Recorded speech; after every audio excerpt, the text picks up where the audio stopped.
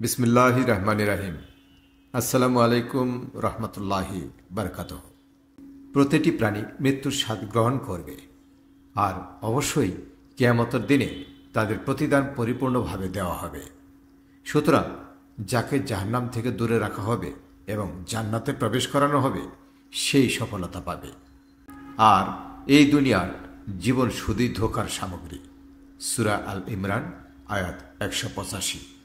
আল্লাহ তাআলা বলেছেন, সব প্রাণীকে মৃত্যুর স্বাদ নিতে হবে, তবে কিয়ামতের দিন যারা জাহান্নাম থেকে মুক্তি পাবে এবং জান্নাতে প্রবেশ করবে তারাই সফল।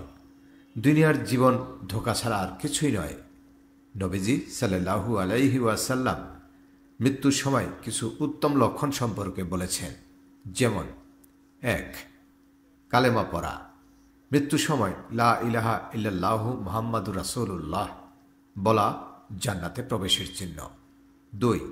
বিন্দু বিন্দু ঘাম। মুমিনের মৃত্যুতে কপালে ঘাম বের হয়। 3. জুমার রাতে মৃত্যু। যারা জুমার রাতে বা দিনে মারা যান তারা কবরের বিপদ থেকে মুক্ত। 4. শহীদ হওয়া। ইসলামের জন্য জীবন দেয়া বা যুদ্ধে শহীদ হওয়া উত্তমের মৃত্যু। 5. সীমান্ত পাহারায় মৃত্যু। সীমান্ত পাহারায় মৃত্যু 1 মাস রোজা ও ইবাদত থেকে উত্তম। 6. নেক কাজের সময় মৃত্যু। নেক আমলে নিয়োজিত অবস্থায় মৃত্যু কল্যাণের চিহ্ন। 7. অত্যাচারী কর্তৃক হত্যা।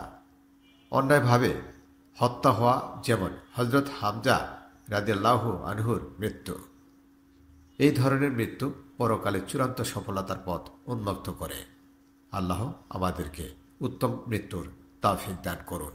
আমিন।